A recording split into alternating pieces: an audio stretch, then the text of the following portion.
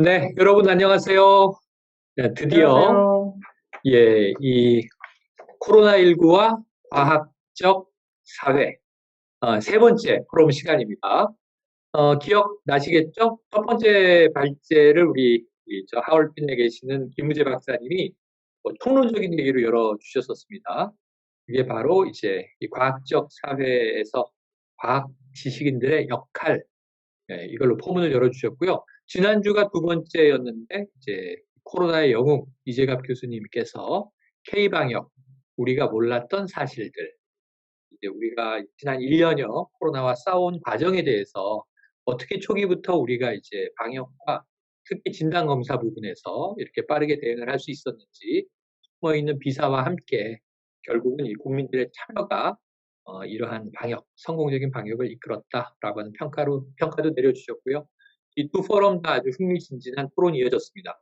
오늘 세 번째 시간 주제가요.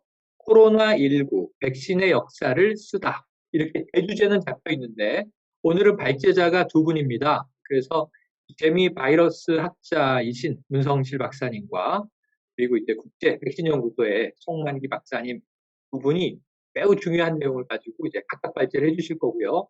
하지만 이 발제는 주제가 다르지만 또 연결되어 있는 대목들이 있고 오늘 이 패널들께서 아주 자유롭고 창의적인 토론을 기탄 없이 해주시리라 기대를 하고요. 이승규 박사님, 오늘 주제와 관련해서 좀 어떤 이 취지를 설명해 주시겠어요? 네, 안녕하세요. 벌써 3회차네요. 오늘 포럼 제목을 보시면 알겠지만 굉장히 그 큰 주제를 다룰 것 같습니다.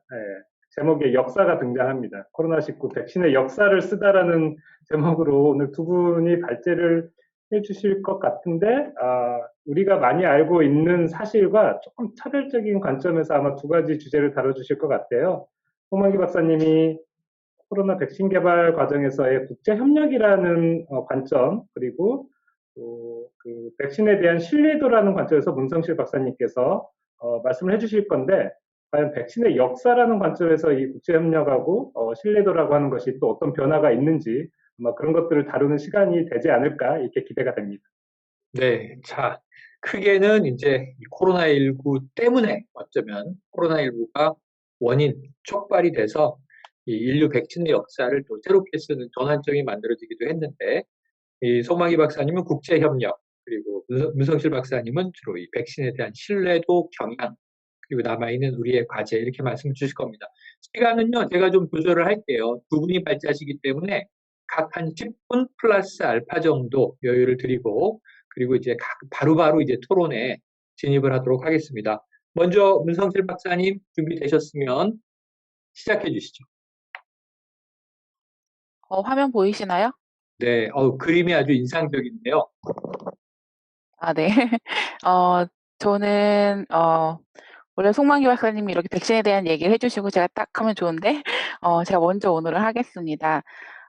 코로나 백신에 대한 신뢰와 그리고 우리의 과제에 대한 이야기를 해보고 싶은데요. 사실 이제 백신에 대한 거는 이미 많은 곳에서 들으셨으니까, 현재 우리가 백신을 두고서 갖고 있는 그런 생각들과 거부에 대한 그런 많은 얘기들이 있잖아요. 그런 거에 대해서 한번 생각해 볼 수 있는 시간이 됐으면 좋겠습니다. 어, 많은 분들이 아시듯이, 작년 1월에 이제 중국에서, 코로나 바이러스에 대한 유전자 서열이 밝혀진 이후에 세계 곳곳에서 백신 개발에 뛰어들게 되었죠. 그래서 지금까지 상용화되지 않았던 방식, 특히 뭐 mRNA나 DNA 백신들이 모두의 예상을 뛰어넘고 가장 빨리 승인을 받고 접종되기 시작했습니다. 여러분 여기서 보시듯이 뭐 DNA 백신, 뭐 RNA 백신, inactivated 백신, viral vector 백신, 노바백스 같은 경우 서브 유닛 백신이고요. 그다음에 라이브 어테뉴 백신 이렇게 다양한 플랫폼의 백신들이 지금 현재 개발되고 있고 또 상용화돼서 이미 접종되고 있습니다. 그래서 가장 백신 접종이 활발하게 일어나고 있는 곳이 이제 이스라엘과 미국과 영국 이렇게 나와 있는데요. 저는 오늘 주로 미국과 영국의 이야기를 좀 해볼까 합니다.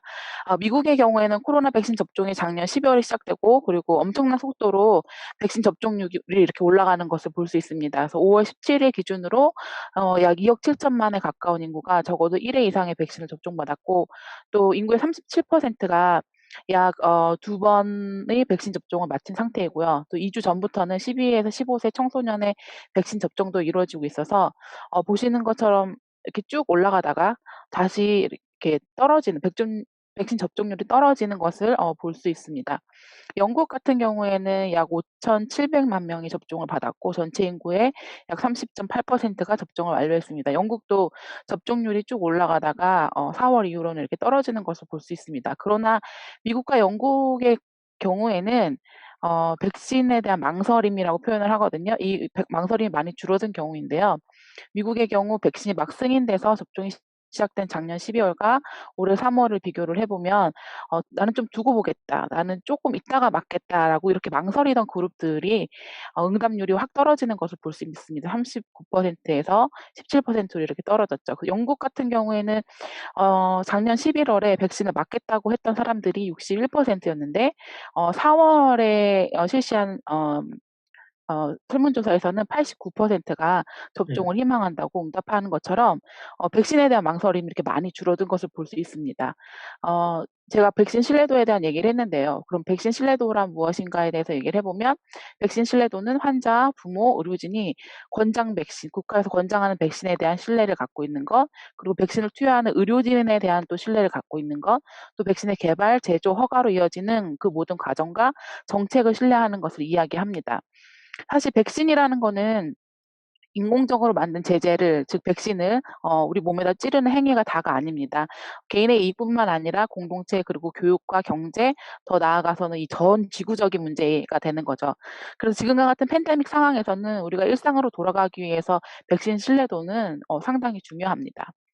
이 그래프는 제가 미국 CDC의 자료에서 가지고 온 것인데요. 대부분의 사람들이 사실은 관망하고 좀 두고 보는 그런 경향이 많아요. 백신에 대해서 특히 이 코로나 백신 같은 경우에서는 그 대부분이 이 가운데 있죠, 사람들이. 그래서 이 백신 신뢰도를 높인다는 거는 이 오른쪽으로 사람들을 이제 올리는 그런 효과를 그런 이제 일들을 해야 되는 건데 사실 백신을 맞는 거는 직접 이제 시간을 들여서 예약을 하고 또 찾아가서 백신을 맞아야 되는 거잖아요. 그만큼 품이 많이 드는 일이에요, 어떻게 보면. 그래서 백신에 대한 충분한 자신감과 신뢰가 없이는 쉽지가 않은 일이라고들 얘기를 합니다. 그래서 주요 국가들의 이제 백신에 대한 신뢰도를 보면 이거는 영국에 있는 그런 설문조사 기관에서 어 설문조사를 한 건데요.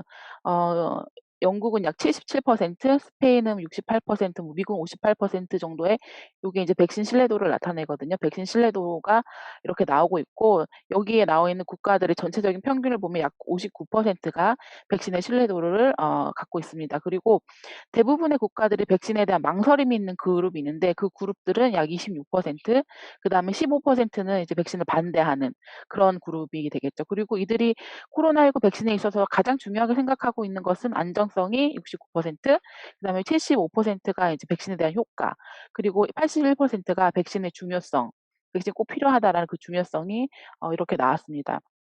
그래서 각 신뢰도에 따른 신뢰도에 따라 분류된 그룹 간의 차이점을 보면 이거는 이제 영국 응답자를 대상으로 한 거고요. 백신의 신뢰도가 높은 그룹은 55세 이상의 이제 여성이 대부분이고 그리고 백신의 효과와 안전성에 대한 믿음이 강한 편입니다. 그리고 백신의 망설임을 갖고 있다는 그룹은 부작용과 이제 임상 시험에 대한 의문들을 가지고 있다는 응답이었고요. 또 백신에 반대하는 사람들은 백신의 안정성과 의료진을 믿지 못하겠다는 비율이 현저하게 높은 것을 볼 수 있습니다. 그러나 흥미로운 것이 세 그룹 전부 다 여기 보면 과학자의 말, 과학자들이 전해주는 정보를 신뢰한다는 것을 볼 수 있습니다. 그래서 여전히 백신에 대해서 남아있는 의심들이 있거든요. 미국 같은 경우에는 58%만이 코로나19 백신 접종을 하겠다고 응답을 했었고 그래서 여기에 있는 의심들은 이제 부작용이나 백신의 효과, 백신의 안전성, 백신의 가격 이런 것들이 인제 의심이 되겠죠.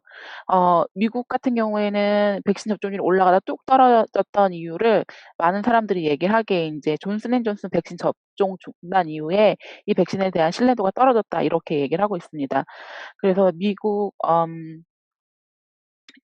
여기 보시면은 그 존슨 앤 존슨 백신 접종이 중단되기 이후 이전에는 약 52%가 안전하다고 존슨앤존슨 백신, 얀센 백신이 안전하다고 얘기했고 안전하지 않다고 생각하는 사람들이 26%였는데 백신 접종 중단 이후에 다시 재개되었어도 재개되었지만 37%가만 안전하다. 그리고 39%가 오히려 늘어났죠. 부정적으로 생각하는 사람들이 늘어나게 되었죠. 이렇게 접종 중단 이후에 백신의 신뢰도가 감소하는 것을 볼 수 있었습니다. 그래서 이 자료는 토니 블레어 국제 재단에서 나온 자료인데요. 코로나19의 환자 수, 입원 및 사망자 수, 연령 구분, 백신 접종 상태 및 백신 유형에 따른 모든 백신에 대한 명확한 데이터가 필요하다고 얘기를 합니다. 백신 신뢰도를 높이기 위해서는 또 후속 모니터링을 통해서 모든 사람에게 이걸 권유를 해서 많은 자료를 이제 수집하는 게 가장 중요하고요. 또 백신의 안정성에 대해서 일관되고 명확한 의사결정을 할 수 있도록 다양한 국가 규제 기관에 명확하고 일관된 지침을 제공할 수 있는 전문가 그룹이 필요하다고 얘기합니다. 그리고 의심스러운 부작용이 나타나더라도 완전히 조사되지 않은 경우 백신 접종을 중지하지 말고 조사와 동시에 백신 접종을 지속해라고 얘기를 하고 있습니다. 이게 이제 영국과 미국의 차이인데요. 영국은 아스트라제네카에 대한 그런 부작용에 나왔어도 백신 접종을 중단하지 않고 계속 나왔던 경우고 미국은 얀센 백신을 중단을 했다 다시 시작을 했잖아요. 그래서 그런 걸로 봐서 또 백신 접종률이나 아니면 백신에 대한 신뢰도가 영향을 미칠 수 있기 때문에 이런 식으로 권고를 하고 있고요. 그리고 진단 테스트, 치료제, 항바이러스제 등 적절한 공중보건을 위한 인프라가 백신과 결합하면 나중에 코로나는 이제 독감처럼 풍토병으로 관리할 수 있는 질병이 될 수 있다고 이야기를 하고 있습니다. 이 자료는 미국 CDC에서 이 백신 신뢰도를 높이기 위한 전략을 크게 세 가지로 이야기를 합니다. 그래서 첫 번째는 연방이랑 주정부, 그다음에 지역기관 및 파트너와 협력해서 코로나 백신에 대해서 명확하고 안전한 메시지를 공유해서 신뢰를 구축하는 첫 번째고요. 두 번째는 의료진이 백신에 대한 신뢰를 갖고 본인이 접종을 하고 또 환자들의 접종을 권하는 그 의료진의 역량을 강화하는 방법을 얘기를 하고요. 세 번째는 지속 가능하고 공평하고 포용적인 방식으로 커뮤니티를 참여시키는 방법을 얘기를 합니다. 그래서 이 중에서 가장 중점을 두고 이루어지고 있는 전략은 이 두 번째, 의료진에 대한 역량 강화에 중점을 많이 두고 있습니다. 미국 간호사협회 설문조사에 의하면 63%만이 백신이 안전하고 신뢰할 수 있다고 응답을 했고 34%가 자발적으로 백신 접종을 받겠다고 얘기했고 57%는 환자에게 백신을 권유하겠다라고 응답했습니다. 근데 CDC 조사에 따르면 의료 종사자들 중에 전체 의료 종사자들의 약 63%만이 백신을 맞을 것이라고 이렇게 응답을 했습니다. 사실 의료진의 백신 접종률이 중요한 이유는 의료진을 통해서 다른 의료진과 또 환자의 감염에 대한 잠재적인 위험이 있을 수도 있고요. 또 더불어 환자와 직접 커뮤니케이션을 하는 의료진의 역할이 가장 크기 때문에 의료진에 대한 백신 망설임을 없애고 신뢰도를 높이는 것이 가장 중요한 전략이라고 보고 있습니다. 그래서 이 6가지 전략 또한 이제 CDC에서 나온 전략인데요. 그래서 사회 각 계층의 고위 지도자들에게 백신을 접종을 하고 그다음에 다양한 수준으로 백신에 대한 정보를 제공하고 질문할 수 있는 토론회를 자주 주최를 하고 이메일 포스터나 아니면 다른 채널을 통해서 직원들과 백신에 대해서 주요 메시지를 공유할 수 있는 방법을 나누고 또 코로나19 백신에 대한 개발 과정과 승인, 모니터링되는 방법 등에 대해서 교육할 수 있는 방법에 대한 정보와 리소스를 제공하고 그다음에 병원이나 이런 의료기관 내에서 비의료 종사자와 백신 접종에 대한 중요성을 상의를 하고 또한 백신 접종을 한 경우 이제 축하를 하고 이제 리워드를 주는 이제 그런 것을 이제 이런 전략으로 삼고 있습니다. 그래서 지금 미국에서는 백신 접종률이 이제 조금씩 떨어지고 있기 때문에 하고 있는 것들을 제가 몇 가지를 소개시켜 드릴게요. 이제 물론 바이든 대통령부터 우리 잘 아는 파우치 박사도 그렇고 전직 대통령들이 다 팔을 걷고 나갔죠. 그리고 셀러브리티 할리우드 스타들이 이렇게 백신을 맞았다고 이렇게 나왔었고 또 이제 이 자료 같은 경우에는 요거는 미국 CDC 자료고요. 이건 NIH, 이건 샌프란시스코 주정부, 이거는 미국 예방의학 학회지에서 나오는 자료입니다. 이런 모든 자료를 누구나 구성원들이 나가서 백신에 대해서 명확하고 정확하게 과학적으로 이야기할 수 있도록 이런 툴을 다 전부 다 제공을 하는 거예요. 그래서 누구나 아무나 다운받을 수 있게끔 다 자료들이 만들어져 있고요. 그래서 뭐 포스터나 아니면은 명확한 그런 팩트 시트, 그다음에 아티클이나 아니면 이제 백신을 맞았으면은 뭐 버튼 같은 거, 그러니까 스티커 같은 거 붙여주는 거, 심지어 그런 것까지, 그다음에 소셜 미디어의 콘텐츠나 그래픽 같은 것도 전부 다 제공을 하고 있습니다. 또한 이건 이제 영국의 자료인데요. 영국에서도 이렇게 소셜 미디어에 내에서 백신에 대한 신뢰도를 높일 수 있는 이런 자료들을 제공을 하고 있고요. 또 학계의 노력도 있습니다. 이건 미국 바이러스 학회에서 하는 건데요. 계속해서 이제 타운홀을 하는 거여서 각 바이러스 학자들이 시간별로 본인들이 "내가 여기에 대해서 충분히 얘기를 해 주겠다." 해서 시간별로 누구나 신청할 수 있게끔 일반인들 다 열려 있는 거고요. 그리고 채팅으로도 이 바이러스나 백신에 대해서 설명해 줄 수 있는 과학자들이 자발적으로 나서고 있습니다. 미국의 경우에는 약 50%가 이 대중교통의 이용이 용이하지 않다고 하거든요. 그래서 백신을 맞으러 오는데 접근의 용이성이 문제가 되니까, 그래서 뭐 리프트나 우버를 이제 무료로 사용할 수 있게끔, 그전에는 몇몇 주에만 해당이 됐는데 인제는 무료로 사용을 해서 백신을 맞으러 올 수 있게끔 이렇게 유도를 하고 있고요. 또한 백신 접종자에 대한 보상이 있는 거죠. 그래서 뉴욕주 같은 경우에는 뭐 양키스 뭐 경기장에 간다든지 뭐 박물관 뭐 이런 것도 있고, 그다음에 뭐 그 대중교통 패스를 준다든지, 그다음에 뭐 패스트푸드점에서는 뭐 도너츠도 주고 뭐 프렌치 프라이도 주고, 또 심지어 이제 맥주 회사에서는 맥주 크레딧을 주거나 이제 공짜 맥주를 준다고 백신을 맞으면 이렇게 인제 선전을 하고 있고요. 또 금전적 보상도 있습니다. 그래서 이거는 뉴저지주에서 12세에서 15세 아이들이 인제 백신 접종을 시작을 했거든요. 그래서 "백신 맞고 여름방학 동안 신나게 놀아라." 막 이렇게 광고를 하면서 25불짜리 아마존 기프트 카드를 주는 거예요. 두 번 맞으면 50불을 주는 거죠. 그리고 이제 오하이오주 같은 경우에서 이제 백신을 맞는 사람들을 대상으로 복권을 이제 할 수 있게끔 복권하는 그런 이제 백스 어 밀리언이라는 이런 행사도 하고 있습니다. 그리고 또 고용인에 대한 혜택도 중요한데요. 이제 백신을 맞은 고용자 입장에서는 이 직원들이 백신을 맞아서 안전하게 일을 하는 게 가장 중요하잖아요. 그래서 백신을 맞고 오면 이제 보너스를 준다든지 아니면 시간으로 준다든지 이런 경우도 있고, 이제 델타 에어라인 같은 경우에는 이렇게 새로 하이어링하는 직원들 같은 경우에는 백신을 맞지 않으면은 이제 아예 안 시키는, 아예 하이어링을 안 하는 그런 이제 지침까지 내려왔습니다. 그래서 이제 결론을 얘기를 하자면 백신의 신뢰도를 높이기 위해서는 의료진과 과학자에 대한 신뢰가 가장 중요하고 그 역할이 가장 중요하고요. 또 과학적이고 명확한 정보 제공이 필요하고, 백신의 신뢰도를 높일 수 있는 교육 개발이랑 그걸 제공할 수 있는 머티리얼들이 필요하고, 또 정부, 학계, 의료계의 일관된 커뮤니케이션이 필요하다고 얘기를 합니다. 그래서 요즘에 그 인포그래픽의 접근성이 되게 중요한데, 여기 지금 나와 있는 그림이 그 WHO에서 코로나 관련해서 인포그래픽 스페셜리스트를 모집하는 그런 광고예요. 그러니까 요즘에는 뭐 다 인포그래픽으로 커뮤니케이션 하기 때문에, 그래서 '이런 것들도 좀 많이 활용이 돼야 되지 않나.'라고 생각을 합니다. 마지막으로 면역은 이제 우리가 함께 가꾸는 정원이라고 율라비스가 면역에 대하여라는 책에서 얘기를 했거든요. 그래서 결국에는 백신이라는 것은 이제 모든 사람들의 희생과 수고를 조금 더 빨리 덜 수 있는 방법인 건데, 우리가 이제 실험실이나 아니면은 실험실에서만 이루어지는 건 아니죠, 백신이라는 것은. 그래서 사회와 우리 사회 공동체에서 '아 백신이 꼭 필요하구나.' 그리고 공동체의 공익이라는 그런 생각을 가지고 정책과 정치를 통해서 또 함께 가꾸는 정원을 만들 수 있다라고 생각을 합니다. 그래서 지금이 바로 망설임을 멈추고 함께 팔을 걷어붙여야 할 때라고 생각을 합니다. 네. 저 발표는 여기까지입니다. 네. 감사합니다. 와, 정말 이 발표의 천재가 등장했습니다. 정확하게 14분 동안 어, 요청드린 시간에 발표를 주셨고요. 야, 마지막에 면역은 우리 모두가 함께 가꾸는 정원이다라고 말씀하시면서 저 지금 뒤에 배경으로 나와 있는 책의 표지가 등장해서 이제 익숙한 느낌을 갖게 됐어요.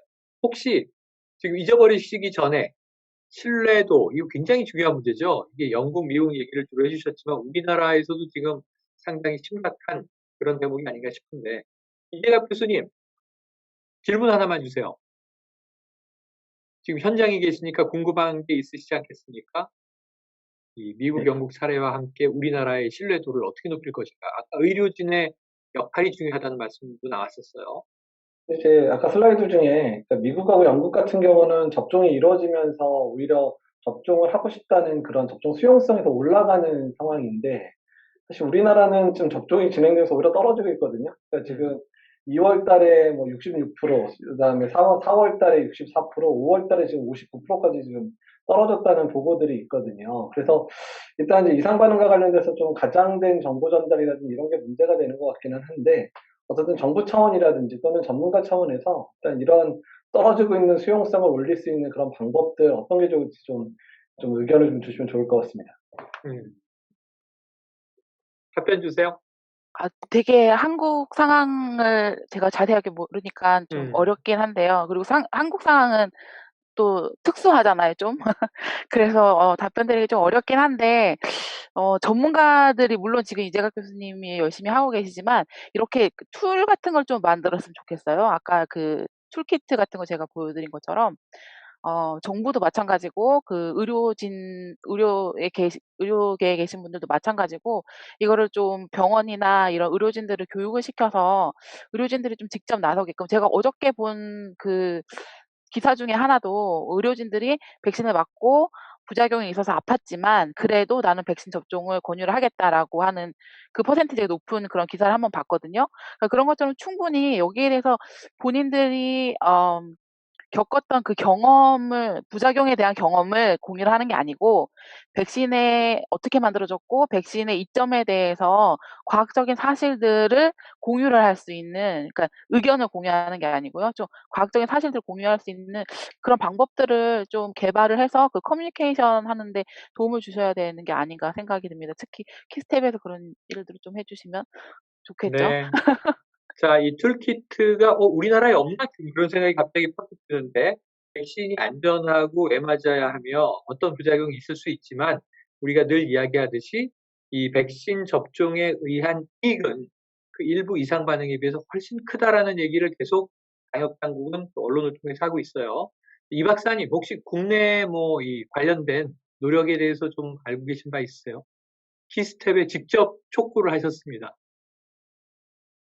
아무래도 이제 말씀하실 때 의료계를 많이 말씀을 하셔서 사실은 과학계에서 작년 올해를 거치면서 뭐 이게 전면에 나서는 모습이 그렇게 많이는 안 보이는 것 같다는 게 많은 분들의 말씀인데요. 제가 오늘 그 발표하신 장표 중에 좀 굉장히 인상적이었던 게 긍정적인 사람, 망설이는 사람, 또 이렇게 부정적인 사람 세 집단에 대해서 믿을 만한 정보를 어디서 얻느냐, 백신에 대한. 그랬더니 긍정적인 사람도 한 80%가 넘게 과학자한테 얻는다 그러고, 부정적인 사람도 한 70% 정도가 과학자한테 얻는다고 해요. 이게 뭐냐면, 긍정적인 사람은 제대로 된 정보를 얻을 가능성이 높고, 부정적인 사람은 과학기술적인 정보지만 그게 약간 오용된 또는 굉장히 파편적인 잘못된 과학기술 정보를 얻어서 뭔가 이렇게 조금 부정적인 거에 근거로 삼고 있지 않나. 이건 제가 보기에는 김은재 교수님이 작가분하고 이렇게 토론을 하실 때 정확히 짚어주신 부분인데 굉장히 잘못된 과학기술적인 근거를 가지고 잘못된 주장을 하시는 거를 정확한 과학기술적인 정보로 조금 바로잡아주는 노력들을 할 필요가 있다 이렇게 생각이 들고, 또 재밌는 게 중간에 망설이는 그룹은 과학자에 대한 그 신뢰된 정보를 얻는 비율이 다른 양쪽의 그룹에 비해서 좀 낮습니다. 60%가 살짝 넘어서 이런 부분에 대해서는 오히려 그 과학기술자들이 신뢰를 가지고 정보를 제공할 수 있게 하는 것들을 좀 만들어가야 되지 않을까. 네, 제가 말을 길게 했는데 키스텝이나 과학기술계에서 그동안은 한 게 그렇게 많지 않았던 것 같다라는 생각은 들었고요. 다만 이제 오늘 발표를 듣고 열심히 고민을 해보겠습니다. 여러 가지 힌트도 주셨고 사례도 또 주셨고 여러 가지 어떻게 될까요? 구체적인 방안에 대해서도 아이디어를 좀 주신 것 같아서 숙제를 가지고 열심히 고민해 보겠습니다. 네, 자, 제가 그 문성실 박사님 그걸 보고 재밌는 건 네네네. 제가 이제 그 특정 작가와 뭐 특정 그 의사분들이 얘기하는 그 가짜 정보에 대해서 싸우긴 했지만 그건 항상 한 걸음 늦은 대응이거든요. 이미 소문이나 뉴스가 다 퍼진 다음에 이건 가짜다, 뭐 이거 팩트가 아니다 이런 얘기를 해봤자 여기 지금 김준일 대표도 팩트체크 뉴스톱에서 그런 활동을 하시지만 사실 이미 물결과 파장이 다 퍼져나간 다음에 그걸 댐으로 막으려고 해봤자 별 의미가 없어서 이미 다 퍼진다. 그래서 그 문성실 박사님이 계신 그 미국에서 하는 활동들을 보면 복권을 준다든가 실제로 현금을 준다든가 장난감을 준다든가 해서 백신을 맞게 하잖아요. 근데 한국 정부나 한국의 그 어떤 기관들이 이런 걸 담당하는 기관이 있어야 될 것 같아요. 그러니까 이런 어떤 좀 더 긍정적인 방향으로 캠페인을 해나가고 좀 머리가 좋게 해나가야 되는데 너무 가짜 뉴스를 막는 데만 집중하다 보니까 지금 이 지경이 되지 않았나. 어, 이 아유, 지경이. 좋은 지적이십니다. 사실은 지금 김준일 대표가 이 신뢰도 관련해서 이제 질문도 뽑아주시고 한번 질문을 주실 차례인데 아직 자리에 도착을 안 하셨어요. 그 대신 이제 김우재 교수님이 주신 질문이 거의 정확하게 들어맞는다 생각이 되고 이 캠페인을 할 수 있는 좀 전문적인 이 조직이 정부 차원에서도 필요하다. 이건 요즘에 우리 현상을 보면 너무너무 와닿는 이야기인 것 같습니다. 자, 김평 상무님 관련해서 신뢰도 관련해서 주실 질문 있으시죠? 예.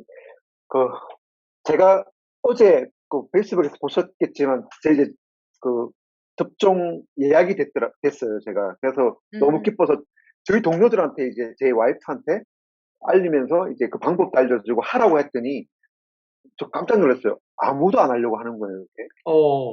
그래서 저도 나름대로 과학자라고 생각하고 이제 과학을 하는 입장에서 이렇게 설명을 하고 과학적으로 하는데 이게 워낙 이제 언론에서 그런 이야기를 많이 하니까 아스트라제네카는 안 맞겠다라고 이제 하고 뭐 이야기를 하는 것 같아요. 그래서 이걸 어떻게 풀어야 될지 분명히 클리니컬 에비던스가 명확하고 수만 명의 임상 시험 데이터에도 나왔고 리얼월드 수천만 명의 데이터에도 나왔고 이미 뭐 과학적으로는 빼도 박도 못하고 뭐 접종 맞는 건 당연한 거라고 보는데 일반인들이라든지 또 제 주위에 또 과학을 했다는 사람들도 약간 약간 시야를 좀 두고 맞자 뭐 이런 생각을 가지고 있어서 이거를 이제 뭐 정부 차원이 아니라 저는 이제 개인적으로 제 주위 동료들을 어떻게 하면 설득하는 게 가장 좋은 방법인가. 아까 과학자가 이제 신뢰가 높다고 하는데 제가 이제 피부로 느끼는 거는 그렇지 않은 것 같기도 하고. 혹시 전문가이신지 문성실 박사님 고민을 많이 하셨을 것 같은데. 제가 이 백신 망설임에 대한 전문가는 아니라서요. 근데 어저께 이제 그 아스트라제네카의 그 리얼월드 데이터를 이제 페이스북에 올린 패친 분이 얘기하시는 게 뭐냐면, 과학적 증거, 사이언스 에비던스를 기초로 해서 임상시험 증거, 이제 클리니컬 에비던스와 실제 백신 접종이 일어나면서 밝혀지는 증거인 이제 리얼월드 에비던스, 이 세 가지를 정확하고 명확하게 알려야 될 필요성이 있다고 이제 말씀을 하시더라고요. 그래서 좀 이거를 강하게 얘기를 할 수 있는 게 필요한 것 같아요. 이렇게 개인은, 여기 계신 분들 사실 그 페이스북이나 뭐 SNS 통해서 개인적으로 상당히 열심히 노력하시는 분들이잖아요. 근데 이거를 좀 조직적으로 할 필요가 있지 않나라는 생각이 좀 들어요. 그래서 아까 툴키트 같은 것도 그러는 것 중에 하나이고, 그러니까 정부 기관이나 키스텝이나 아니면은 학회, 이제 뭐 미생물 학회, 바이러스 학회, 아니면 의학에서 뭐 감염학회라든지 이런 데서 좀 강하게 그 에비던스 베이스된 것들을 좀 홍보를 할 수 있고 커뮤니케이션 할 수 있는 게 이제 필요하다고 생각하거든요. 왜냐면 개인은 언론과 싸울 수 없잖아요. 근데 그런데 전문가 집단으로 내보내는 거에 대해서는 사람들이 신뢰할 수 있을 거라고 생각을 하거든요. 그래서 그런 게 필요하지 않을까라고 저는 생각합니다. 네. 네. 정말 지금 말씀을 들으면서 저도 질문도 그렇고 답변도 그렇고 저도 이 방송을 하지만 방송 안팎에 또는 제 개인적인 사적인 네트워크 생각을 해보면 아스트라제네카에 대한 불신이 우리 한국 사회에서 너무 높아져 있다. 그렇죠. 어쩌다 이렇게까지 됐을까 하는 좀 안타까운 생각이 들어서 이걸 좀 강력하게 전환시키는 어떤 이 노력이 지금 필요한 시점인가 그런 것 같고요. 이런 얘기들이 있는 거예요. 이 정부 발표와 더불어서 언론에서 얘기하는 건데 이 7월 지나서 여름 3분기가 되면 아스트라제네카가 희소해지고 파이자가 넘쳐난다. 그래서 지금 스페인에서 연구한 1차는 아스트라제네카 접종, 2차는 파이자 교차 접종, 이게 중화항체 형성이 오히려 훨씬 더 잘 된다고 연구 발표가 나오자 우리나라 정부도 이제 아스트라제네카보다 화이자를 소비하기 위한 준비를 하고 있는 거 아니냐. 그러면서 난 다 3분기 이후에 화이자 맞을래. 이런 여론이 굉장히 팽배해 있어요. 그래서 이래도 되는 건가 싶은데 이재갑 교수님 이래도 되는 겁니까? 어떻게 대응해야 되겠어요, 우리가? 사실 이제 제일 걱정스러운 부분이기는 한데요. 일단은 이제 고민이 좀 필요한 상황이죠. 그러니까 사실은 저 리얼월드 데이터들 뭐 문성식 박사님도 얘기해 주셨지만, 그러니까 지금 뭐 영국 데이터나 이제 우리나라 데이터나 아스트라제네카나 화이자 백신이나 이제 백신의 효과에 큰 차이 없는 거는 뭐 거의 다 드러나고 있고, 또 이상 반응과 관련돼 있는 부분에 있어서도 최근에 이제 제가 지난주 거 보니까 이상 반응에 해당되는 부분에 있어서 지금 중증 이상 반응 신고율을 보게 되면 아스트라제네카랑 화이자랑 거의 비슷하거든요. 근데 이제 특정 백신이 국내에서 더 많은 것도 아니고, 특히 혈전증, 특히 희귀혈전증인 그 혈소판 감소를 동반한 그 혈전증, 뇌종맥경 혈전증 발생 빈도를 보니까 우리나라는, 그러니까 미국이나 유럽에서 말한 전형적인 패턴은 사실 한 명도 발생한 적이 없어요. 그러니까 아스트라제네카 백신 지금 200만회 이상 접종이 됐는데 한 명도 발생을 한 적이 없어서 유럽하고 미국 상황하고 또 다른 상황이 전개되고 있거든요. 근데 그럼에도 불구하고 많은 분들이 이제 아스트라제네카를 너무 이제 비호하고 그다음에 화이자를 선호하시는데, 그러니까 일단 지금 상황에서는 일단 데이터로 일단 승부를 해야 된다는 거예요. 데이터로 일단 이런 데이터들이 명확하게 보인다는 부분들을 명확하게 알릴 필요가 있고, 그다음에 언론과 어떻게 이제 그 할 건가를 좀 논의를 해야 되는데, 언론이 조용한 측면이 상당히 많거든요.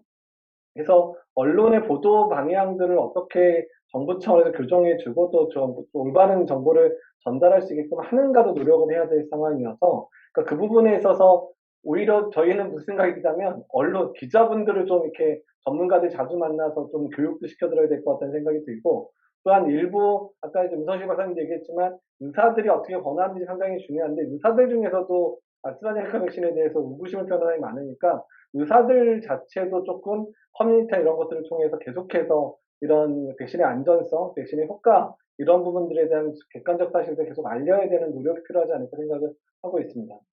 네, 자, 대언론에 이제 좀 우리가 효과적으로 대응하는 방법을 찾아야 된다. 근데 지금 이제 쭉 말씀하시는 내용에서 제일 이제 필요한 부분이 바로 이 주체가 누구냐의 문제가 있는 것 같아요. 여기 의료진들도 노력하시고, 또 이제 방송에서 커뮤니케이터 역할을 할 수 있는 사람 노력을 해야 되겠지만, 과연 이러한 대응을 총괄적으로, 종합적으로 일관할 수 있는 주체는 누구냐? 아까 말씀하신 툴키트를 개발하고, 제작하고, 배포하고, 그것을 지속적으로 교육하고 설명할 수 있는 주체도 필요하다. 이런 생각이 드는데, 자, 그 와중에 지금 김준일 대표가 이제 들어와서 자리를 잡으셔서, 김 대표님 소리로만 문성실 박사님 발표 들으셨죠? 예, 예. 신뢰도 문제가 나왔는데 질문 하나 던져주시죠. 들으면서 가슴이 답답해지는 거를 그렇죠. 그말 길이 없었고, 일단 언론계에 종사하는 한 사람으로서 죄송하다는 말씀을 드리고요. 일단 간단하게 제가 최근에 있었던 일을 말씀을 드릴게요. 얼마 전에 KBS 최경영의 최강시사에서 이번에 국민의힘 당대표 출마 선언을 한 조경태 의원하고 최경영 진행자하고 약간 백신과 관련해서 말다툼이 있었습니다. 논쟁이 있었어요. 제가 그리고 그 다음날 출연을 해가지고 이 백신과 그날 나왔던 얘기들에 대해서 이제 데이터를 가지고 팩트 체크를 했는데, 이메일을 한 통을 받았어요. 이거를 들은 청취자라는 건데, 아스트라제네카 백신은 B급 백신이 분명한데 이거에 대해서 왜 진실을 호도하느냐라고 해서 제가 답메일을 드렸어요. 이런 데이터들이 있다라고 이렇게 보냈는데, 그분이 다시 또 답메일을 주셨습니다. 그래서 일단 FDA가 승인을 하지 않은 것은 사실이지 않느냐. 그리고 이런 다른 유럽이나 이런 데에서 대부분 다 중단을 했다. 아까 전에 문상실 박사님도 말씀하셨지만은 중단을 했다. 이거는 분명히 B급 백신이라는 것 아니냐. 라는 이런 얘기들이 이제 1년에 나름 공부를 많이 하신 분이었어요. 이 정도 백신에 대해서. 이 1년 내 주장들을 이제 하셨단 말씀입니다. 그래서 제가 이거를 또 너무 바빠가지고 답변을 못 드렸는데, 이게 그러니까 약간 이 부분이 있는 것 같아요. 제가 이런 백신에 대해서 불신을 가지신 분들의 얘기를 들어보면은 이분들이 정보가 부족하지 않습니다. 정보가 부족하지 않고요. 굉장히 많은 오히려 이 부분에 있어서 학습을 하고 나름대로의 정보를 습득한 다음에 이 백신, 특히 이제 아스트라제네카에 대해서는 굉장히 못 믿을 백신이다라는 나름의 결론을 내리신 거예요. 이 데이터가 그래서 부족하지 않아서 이분들을 설득함에 있어서 아까 전에 이제 그 문학시 박사님은 그 설득의 주체, 과학자들의 역할이 굉장히 중요하다고 말씀하셨는데 이런 분들을 설득하기 위해서는 어떤 전략이 필요한지 좀 의견을 한번 과학자로서의 의견을 한번 들어보고 싶습니다. 중요한 얘기네요. 이거는 또 이제 좀 새로운 각도의 이야기인데, 혹시 문 박사님, 뭐 준비된 얘기는 아니어도 지금 떠오르시는 인사이트 같은 게 있으세요? 잠깐만요. 데이터를 잘 알고 있는데, 그런데 이미 그분들의 머릿속에는 편향성이 자리 잡고 있는 것 같아요. 데이터를 보고 싶은 것만 편집해서 보는 능력도 갖추고 있네요. 그게 저랑 김우재 박사님이랑 그 모 작가님과 싸우셨던 이야기도 그랬죠. 그건데, 네네. 사실 이미 데이터는 있는데 데이터를 잘못 갖다가 쓰시는 분들이 음. 많거든요. 본인이 잘못 해석을 한다거나. 근데 그건 아무리 얘기를 해도 쉽진 않은 것 같아요. 그러니까 저는 이 백신 접종에 있어서 신뢰도를 높이는 거는 백신을 반대하는 사람을 백신의 신뢰도가 있는 쪽으로 옮기자 이게 아니고요. 백신에 대해서 망설임을 갖고 있는 사람들을 백신의 신뢰도를 높이는 걸로 옮기자. 이게 훨씬 더 쉽잖아요, 사실. 그게 노력도 덜 들어가고 사실 공동체를 위해서 그 사람들 그게 훨씬 더 이제 쉽게 더 빠르게 갈 수 있는 방법이기 때문에 저는 이제 그 망설이고 있는 그룹에 포커스를 둬야 된다고 생각을 하거든요. 물론 이제 반대하시는 분들의 목소리가 이제 크거나 그분들이 셀럽이거나 이러면 이제 뭐 문제가 되긴 하지만, 근데 그렇죠. 약간 이 사람들이랑 싸우고 대항하고 방어하고 이런 것보다는 데이터를 가지고 선제적으로 먼저 나가는 게 필요하다고 생각이 들어요. 아까 말씀하셨듯이 계속 뒷북을 치면 결국엔 계속 뒷북 치다가 막기만 하고서 아무것도 못 하잖아요. 근데 오히려 먼저 한 발을 내디디면서 데이터를 얘기를 하는 게 필요하고, 그리고 포커스를 둬야 될 거는 그 망설이고 있는 그룹, 훨씬 더 퍼센테이지도 많고 훨씬 더 접종률을 끌어올 수 있는 가능성이 있는 그분들을 더 이렇게 집중을 해야 되는 게 아닌가라는 생각이 듭니다. 우리는 자원도 한정돼 있고 시간도 네. 한정돼 있고. 자, 지금 이야기를 정리해보면 이렇게 정리가 됩니다. 아까 말씀하신 대로 이 백신에 대해서 부정적인 방향, 백신에 대해서 긍정적인 방향, 그 가운데 망설이는 어떻게 보면 다수의 그룹. 그런데 제 생각에는 여기에 지금 김준일 대표님의 문제 제기로 하나의 팩터가 더 들어온 것 같아요. 백신 접종을 방해하는 그룹이 있는 거예요. 근데 그것도 우리가 어찌 보면 싸워서 이겨야 되고, 망설이는 그룹에게는 정말 온전한 데이터를 제공해서 그분들을 설득해야 되고. 근데 문제는 뭐냐면 방해하는 그룹은 망설이는 사람들이 맞지 않는 쪽으로 가도록 또 힘을 행사하고 있다는 거예요. 아스트라제네카 이제 맞으러 가야 되는데, 야, 그거 위험해. FDA에서 승인 안 해준 거야. 유럽에서 중단된 거잖아. 이렇게 얘기하면 누가 맞고 싶겠어요. 지금 이제 접종센터로 가려던 발걸음도. 그래서 우리가 싸워야 될 게, 이게 일방향, 반방향이 아니라 입체적이구나라는 생각을 하게 됩니다. 요거 조금 묵혔다가 후에 발제 2개 다 끝나고 종합토론에서 다시 섞어서 할 텐데, 지금 시간이 흘러가고 있어서 두 번째는 백신 얘기입니다. 이번에는 개발, 그리고 국제협력 이야기인데, 송만기 박사님의 발제를 듣고 나서 신뢰도 문제와 한번 통합해서 또 종합토론 했으면 좋겠다는 이 여지를 남기고 송 박사님께 발제 시간을 드리도록 하겠습니다.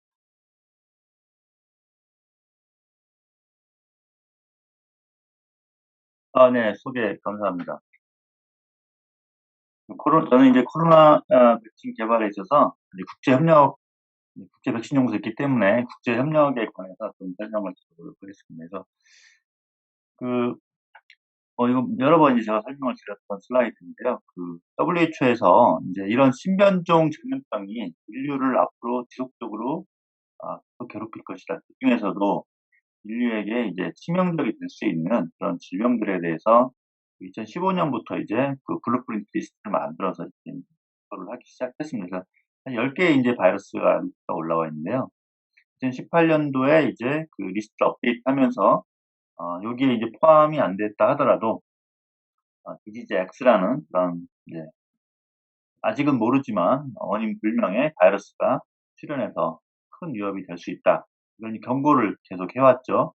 여기 보시면 아시겠지만 전부 다 RNA 바이러스입니다. 여러분 RNA 바이러스 어떤 특징이 있는지 아시겠지만 변이가 심하고 변종이 출현할 가능성이 높기 때문에 언제든지 기존의 어떤 그런 바이러스보다 훨씬 더 위험하고 전파력이 높은 그런 바이러스가 출현할 가능성이 상당히 높은 그런 바이러스입니다. 그래서 이런 것들에 대해서 이제 본격적으로 이제 경고를 하기 시작했습니다. 왜냐하면 2000년대 초반에 사스, 그리고 이제 신종플루, 그리고 계속 나오는 조류인플루엔자, 그리고 이제 메르스, 지카 등 정말 그 어떻게 보면은 계속 경고를 해오고 있었던 거죠. 언젠가는 이게 뭐 지카 같은 경우는 전파 속도는 엄청나게 빨랐는데 이 임산부를 제외한 데서는 그 뭐 증상이 되게 완만했던 그런 바이러스였고, 인플루엔자 같은 경우도 정말 빨리 퍼져나갔어요. 지금보다 훨씬 더 빨리 퍼져나갔지만 사망률이 그렇게 이제 높진 않아서 좀 어느 정도는 이제 좀 인류가 이제 큰 1918년 그 당시에 이제 큰 위협 같진 않았지만 어쨌든 사실은 그런 가능성이 상당히 높았었거든요. 그런 것들이 이제 우리 인류에게 큰 위협이 될 경고를 계속하고 있었는데 준비는 거의 안 돼 있었습니다. 사실은 이제 그래서 이런 것들에 대해서 많은 이제 글로벌 리더들이 우리가 준비를 해야 된다. 이대로 계속 가다가는 언젠가는 정말 크게 인류가 감염병에 의해서 전쟁이 아니고 감염병에 의해서 정말 많은 인구들이 사람들이 사망할 수 있다. 홍보를 본격적으로 하고 이에 대한 대응을 우리가 하자. 세계적인 공동의 대응을 하자. 이렇게 이제 제안을 많이 했습니다. 그래서 그게 이제 본격적으로 이제 어떤 단체가 만들어진 게 바로 2017년 1월 달에 다보스 포럼에서 그 G20 리더들이 그래, 우리가 어떤 공동의 노력을 같이 하자. 동의를 했습니다. 그래서 그 동의를 기반으로 만들어진 게 그 세피라고 불리는 그 전염병 대비 혁신연합 출발을 했습니다. 그래서 이제 노르웨이 정부가 주도를 했기 때문에 이제 그 세피의 이제 본거지는 이제 오슬로, 노르웨이 수도에 만들어졌고요. 그래서 오슬로에 이제 근거를 두고 이게 만들어져서 1조 원 정도의 펀드를 시작하자마자 만들었습니다. 그리고 이제 EU, 그 다음에 웰컴 트러스트 빌 게이츠 재단, 인도, 그 다음 노르웨이 정부, 일본 정부 등이 해서 안타깝게도 우리나라는 초기에 이제 참여를 하지 않았습니다. 그래서 처음 이제 2017년에 만들어지자마자 바로 메르스, 라사, 니파에 대한 백신 개발을 지원하겠다. 그래서 실제로 백신 개발할 팀들은 과제를 지원해라. 그러니까 세피는 자기들이 전혀 개발하지는 않습니다. 글로벌에서 개발하고 있는 기업이나 연구소나 학교에 대한 지원 역할을 하는 그런 가 되겠습니다. 그래서 세피가 이번 코로나 때 이제 그런 백신들을 지원하다가 코로나가 발발하자마자 세피에서 바로 그 팀들이나 아니면은 새롭게 영입을 해서 백신 개발을 지원하겠다. 그리고 이제 바로 지원을 시작했습니다. 이제 총 이제 9개의 백신을 개발부터 이제 지원을 하기 시작했는데요. 뭐 여기 여러 백신은 상당히 익숙하실 겁니다. 모더나 백신이라든지 옥스퍼드 침팬지 아데노 기반 이런 것들은 이미 이제 성공을 해서 지금 이제 사용 중인 백신이고요. 그리고 또 이제 아주 관심 있는 게 퓨어백의 메신저 RNA 백신. 그것도 이제 메신저 RNA 백신 중에서는 기술적으로 가장 이제 앞선 그런 게인데요. 그 냉장 보관이 3개월이고 그리고 사용량도 모더나는 100마이크로그램, 파이저는 30마이크로그램인데 퓨어백은 12마이크로그램을 사용합니다. 그 백신의 그 양이 아주 적은 그런 백신이면서 냉장 보관이 가능해서 사실은 빌 게이츠 재단에서 이 퓨어백의 백신 개발을 상당히 오랫동안 지원을 하고 있었습니다. 그래서 $4천만 정도 과제도 이제 지원을 해서 백신 개발을 계속 관심을 가지고 했고 실제로 빌 게이츠의 어떤 그 메신저 RNA의 최종 목적은 최종 타겟은 냉장 보관의 2불입니다. 가격도 2불까지 떨어뜨립니다. 그래서 이런 그 신변종 바이러스가 출현했을 때 빠르고 저렴하게 백신을 개발해서 저소득 국가까지 공급하는 것을 주로 한다 이렇게 한번 보도를 했었습니다.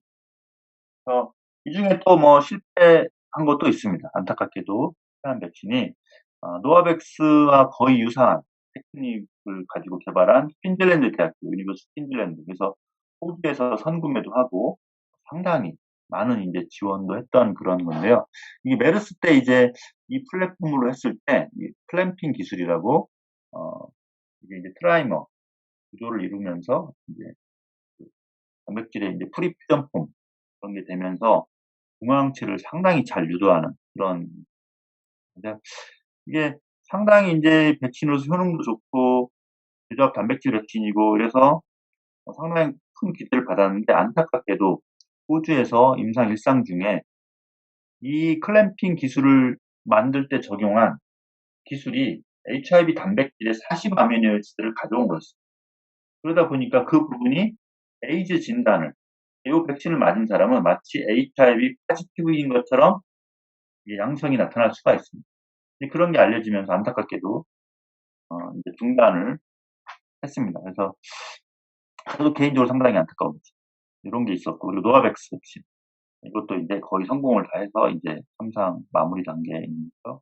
중앙체 기준으로는 어떤 백신보다도 가장 높은 그런 백신이 되겠습니다. 나노 파티클 형태로서 솔루블 단백질이 아닌 단백질을 구조를 만들어 줌으로써 큰 사이즈가 되면서 면역 반응을 잘 유도하도록 한 기술입니다.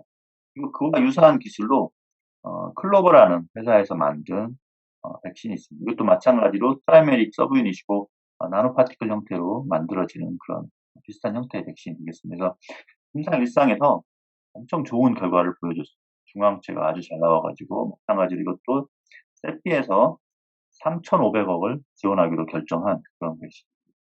3,500억이라고 하면 임상 비용뿐만 아니고 생산 시설에 필요한 것까지도 지원해서 지금 이제 곧 임상 3상에 이제 착수를 할 예정입니다. 그래서 상당히 많은 어떤 백신들을 지원을 했고, 이외에도 이제 2개가 더 있는데, 그건 하나는 이제 실패했고, 하나는 지금 일상에 들어가 있습니다. 어쨌든 이러한 국제적으로 세피는 뭐 특정 국가나 이런 걸 지원하는 게 아니고 전 세계에서 가장 유망한 그런 백신들의 기술을 지원하고, 특히 또 생산까지도 할 수 있게끔 글로벌에 어떻게 보면 공동에 대한 어떤 노력을 하고 있는 그런 단체가 되게 이번에 개발에 있어서만은 큰 역할을 하였습니다. 또 하나가 이제 면역 대리지표를 위한 임상 3상. 다들 아시겠지만 임상 3상이 이제는 대조군과 실험군을 이용한 3만 명 임상이 이제 거의 불가능한 그런 상황입니다.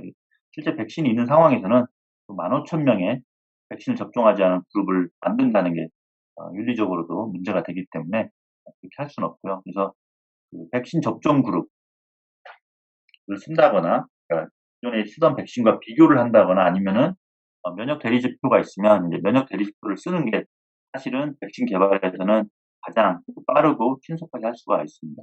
이 차이점이 꽤 있는데요. 그래서 어쨌든 이 면역 대리지표를 구하려고 또 노력하고 있는 곳이 글로벌에서 코백스입니다. 코백스와 빌 게이츠 재단 등이 주도가 돼서 빠르게 면역 대리지표를 구함으로써 다른 백신들, 지금 개발 중인 백신들이 임상을, 3상을 몇 개월 만에 수행을 할 수가 있기 때문에 지금 최대한 빠르게 노력을 하고 있는데 쉽지만은 않습니다. 그래서 이제 3월 25일자 코백스 이제 미팅에서 나온 결과, 4월 6일까지 업데이트를 제가 좀 보여드리면, 현재 나와 있는 결과는 어느 정도까지 나와 있냐면, 환자 혈청의 20%에 해당하는 중화항체, 그러니까 컨벌런스 실험이라고 불리는 코로나에 걸렸던 사람의 이제 중화항체 평균값이죠. 많은 사람을 이렇게 모은 거니까 그 평균값의 20%에 해당하는 5분의 1 정도만 돼도 이 사람은 50%의 방어 효능이 있다. 이 정도까지 지금 알려졌습니다. 그래서 이게 이제 통계적으로 상당히 유효하게 알려졌고, 이거를 적용해서 실제로 인도에서 개발한 사백신에 한번 적용을 해봤습니다. 그래서 유도된 중화항체 값을 가지고 예측을 했더니 79.4%가 나왔습니다. 그래서 이제 베리에이션, 그러니까 범위는 76%부터 82.8%까지 이 정도 범위 내에 실제로 이 백신의 효능이 나올 것이다. 이렇게 예측을 했고요. 그래서 임상 3상 결과 80.6%가 나왔습니다. 그러니까 중화항체를 기반으로 한 이 정도 값이 ICP에 해당된다는 게 이제 상당 부분 이제 알려졌는데 문제는 뭐냐면 이게 국제 표준 혈청 값으로 전환이 돼야 되는데 그게 아직 안 됐어요. 그래서 지금 국제 표준 혈청은 이제 만들어져 있고요. 하지만 그 값으로의 전환이 아직 안 돼 있어서 지금 5월 26일 날 다시 위 회의가 열립니다. 이제 그 회의 저도 이제 참여를 할 생각인데 그때 아마 좀 좋은 소식이 있을 수도 있지 않을까 기대를 좀 하고 있습니다. 그러면은 지금 설명드리려고 하는 이 비교 임상과의 큰 차이가 있는데요. 그 대립부가 있을 경우에 어떤 차이가 있는지 설명을 드려보겠습니다. 지금 영국에서 이제 그 발레바라는 프랑스 회사지만 영국에서 투자를 했습니다. 그 발레바에서 개발한 사백신입니다. 사백신인데 중국에서 개발한 사백신과는 큰 차이가 있습니다.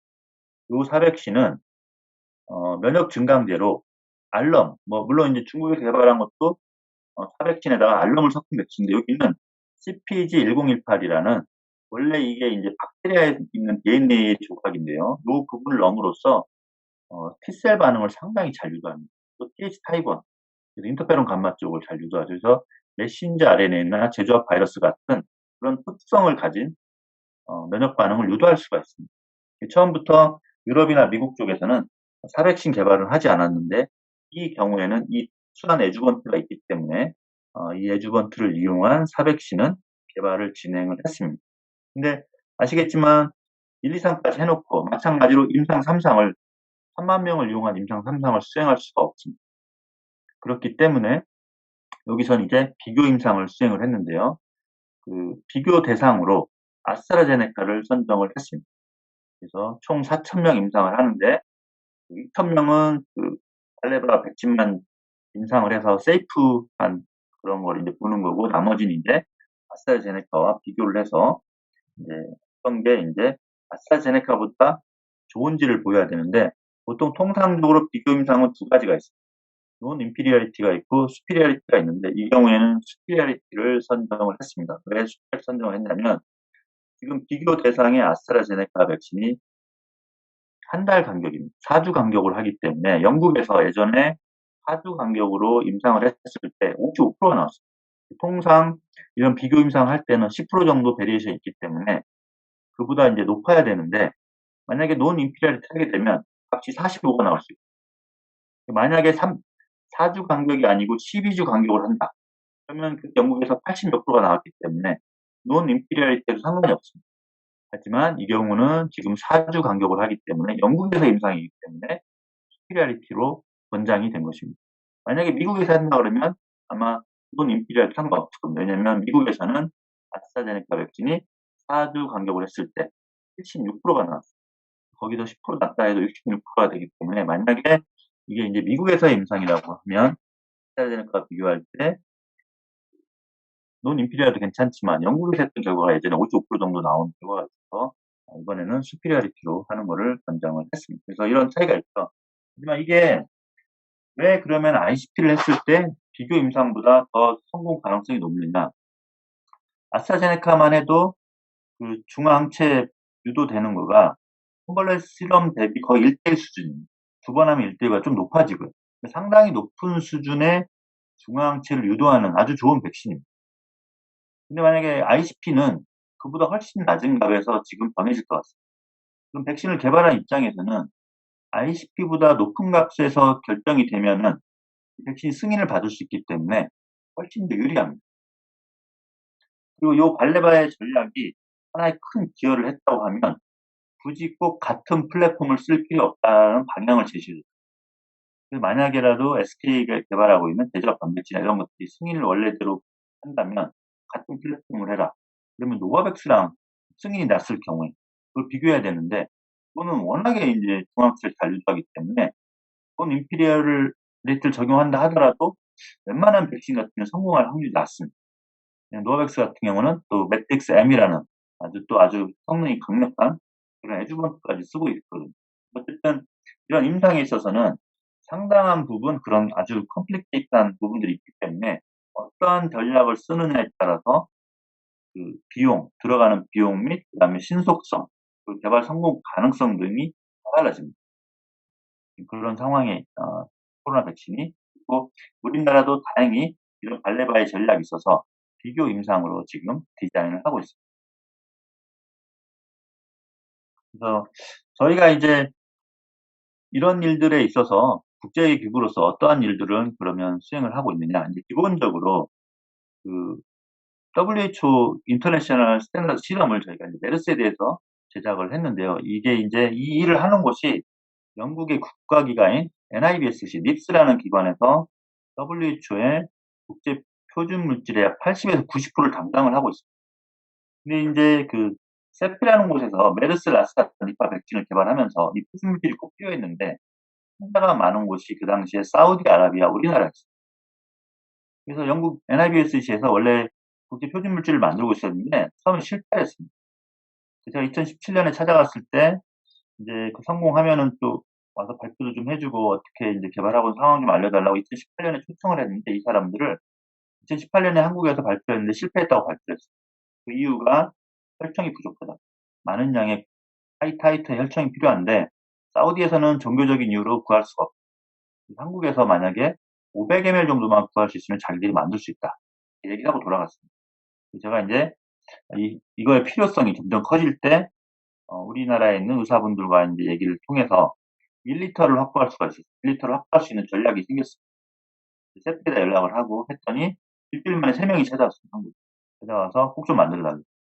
저희가 이제 이 과제를 수행하면서 1리터를 모았고 결국 영국 NIBS와 함께 전 세계 메르스를 연구하는 7개 랩이 연합이 돼서 국제 표준 혈평을 만들었고 2020년 10월 달에 이게 공표가 WHO에서 됐습니다. 그래서 지금은 메르스 국제 표준 혈평이 가능한 상태이고요. 이걸 통해서 이제 네트워크를 통해서 저희가 이번 코로나에 대한 국제 표준 혈청도 만들었습니다. 같이 참여해서 영국 NIBS 이걸 만들 때 국내에서는 유일하게 이제 IBI가 참여해서 실험실로 참여해서 중화항체 및 엘라이저 분석을 통해서 전 세계에 20개 랩이 참여를 했는데 저희도 참여를 해서 국제 표준 혈청을 만들었고 이게 이제 작년 12월에 완성이 됐습니다. 그걸 도입을 해서 그걸 이용해서 또 국가 표준 물질을 이제 워킹에서 써야 되거든요. 실제 백신 임상 분석할 때는 이제 기본청 주도로 할 때 저희가 이제 같이 기술 지원을 해서 만들었고 실제 지금 임상 분석을 할 때 그 실험을 이용해서 함께 넣어서 활용을 하고 있습니다. 그래서 이런 것들이 있어야지만 ICP라든지 아니면 임상 분석을 할 때 환자 표준 혈평 대신에 표준화된 이런 걸 씀으로써 임상 분석의 신뢰를 크게 확보할 수가 있습니다. 그래서 이런 국제적인 어떤 공동 연구를 통해서 실제로는 뒤에서 알게 모르게 상당 부분 이런 코로나 백신 개발에 있어서 엄청나게 사실은 기여를 많이 했고요. 저희 일반인들은 WHO도 많이 하고 여러 가지 많이 하지만 실제로 WHO가 이런 게 없다면 물론 이제 미국은 FDA에서 이제 단독으로 많이 하지만 다른 여러 국가에서는 이런 백신 개발을 함에 있어서 상당히 많은 지연 및 문제가 있을 수 있습니다. 그래서 실제로는 국제적으로 이런 세피, WHO 등이 연합이 돼서 상당히 큰 역할을 수행하고 있다. 이렇게 설명을 드릴 수 있고요. 그래서 이런 연대 협력이 강화가 중요한 이유는 앞으로도 더 중요해질 것 같습니다. 신속한 백신 개발, 후보물질 발굴이나 검증, 임상 이런 걸 신속하게 이제 하는데 꼭 필요하고 그리고 표준물질이나 분석법 등이 이런 백신 개발에 중요한 역할을 하고 있습니다. 그리고 대량 생산 체계 잘 아시겠지만 우리나라도 이제 백신 허브로 역할을 하려고 하죠. 그래서 그런 역할을 함에 있어서 글로벌 다양한 국가들이 이런 생산을 공동으로 같이 하는 것도 전략이 향후에 대응을 함에 있어서 중요하고 또 하나 좀 정말 이번에 아쉬운 게 로우 인컴 컨트리에 물론 이제 백신의 양도 공급하지만 그런 백신을 빠르게 공급할 수 있는 시스템도 부재합니다. 인도에서 파이저 백신에 대해서 우리는 승인 자체를 안 하겠다. 왜냐면 마이너스 70도씨 콜드체인이나 이런 게 불가능하기 때문에 그런 문제가 있습니다. 그래서 그런 콜드체인 문제라든지 여러 가지 이런 것들을 함께 개선해 나감으로써 향후에 이런 것들이 발생했을 때는 지금도 일단 정말 빠르게 10개월 만에 백신이 개발이 됐고 빠르게 보급이 되고 있지만 디벨로핑 컨트리, 로우 인컴 컨트리에서 보급이 늦은 이런 문제들까지도 함께 개선할 수 있는 방향이 좀 국제 연대를 통해서 좀 나오지 않을까 기대를 하고 있습니다. 그래서 실제로 이 보급 문제, 코백스 처음에 트럼프 행정부가 여기에 참여하지 않음으로써 좀 지연이 되고 문제가 있었지만 바이든 행정부에서 4빌리언을 기여를 하겠다고 이제 발표한 상황인데, 그래서 이런 걸 통해서 글로벌에서 로우인컴 컨트리를 포함한 여러 나라에 특히 우선적으로 고위험군에 빠르게 좀 백신이 완성이 됐습니다. 물론 작동은 하고 있지만 지금 이제 워낙에 이제 코로나가 유럽이나 미국 등 인도까지 포함해서 주요 생산국에서 큰 문제가 되고 있어서 코백스의 아주 액티브한 활성화에 좀 문제가 되고 있습니다. 이런 것들이 좀 해결이 돼가고 있으니까 향후에는 좀 빠르게 이제 공급량이 충분해져서 로우인컴 컨트리 또 보다 좀 필요한 나라에 빨리 공급이 됐으면 좋겠습니다. 그래서 제가 오늘 말씀드릴 내용은 여기까지입니다. 경청해 주셔서 감사합니다. 고생하셨습니다. 네. 굉장히 좀 탄탄한 발표였습니다. 거의 뭐 풀 강의로 해주셨고요. 아까 문 박사님은 아주 시간을 컴팩트하게 쓰면서 핵심을 꼭꼭 짚어주셨다면 지금 송 박사님은 시간을 충분히 쓰시면서 내용을 그 대신 좀 알차게 전해주셨는데 대신에 이제 토론 시간은 조금 컴팩트하게 가야 될 것 같아요.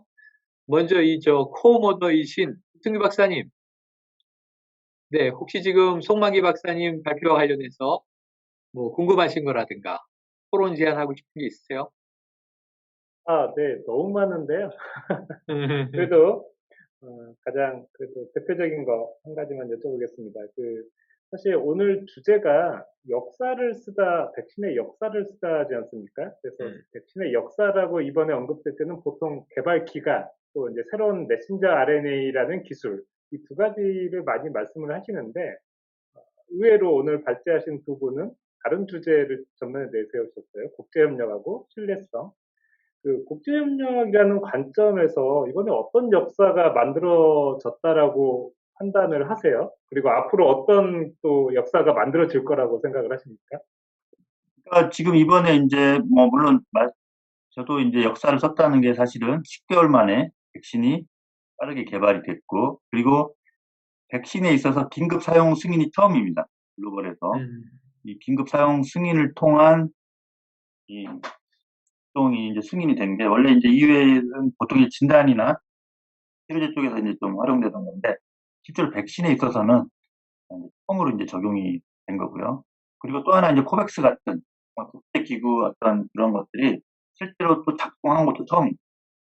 그동안에는 이제 가비라는 게 있었던 그건 이제 저소득 국가에만 공급하는 메커니즘이었는데 실제로 전 세계 모든 국가에 공평하게 이제 고위험 20%까지 공급하겠다라는 이런 시스템이 처음으로 만들어졌고 작동이 된 겁니다. 그런 측면에서 인류가 뭔가 함께 할 수 있는 그런 틀을 만들 수 있겠다. 이런 측면에서 제가 역사를 새롭게 썼다고 좀 얘기를 한 것입니다. 그러니까 물론 이제 말씀하신 대로 메신저나 이런 것도 있지만 국제협력적인 측면에서도 뭔가 그런 틀이 좀 만들어지는 그런 계기가 되었다 설명드릴 수 있겠습니다. 박사님께서는 국제기구인 IBI, 이게 사실 한국에 국제기구 본사가 있는 경우가 별로 없는데 한국에 있는 몇 안 되는 거의 최초 아닙니까? 네, 대한민국의 네. 헤드쿼터가 있는 최초의 국제기구입니다.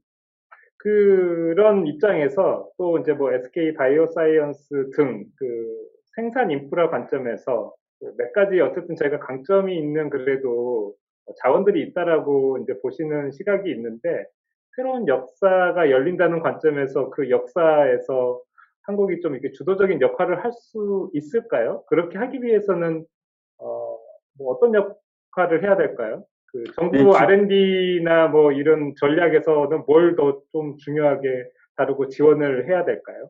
네, 일단 좀 지금 우리가 이 정도 하는 것도 저는 엄청난 일을 하고 있다고 생각할 정도로 사실 한국에서 본격적으로 좀 연구비도 지원하고 한 게 불과 몇 년 안 됩니다.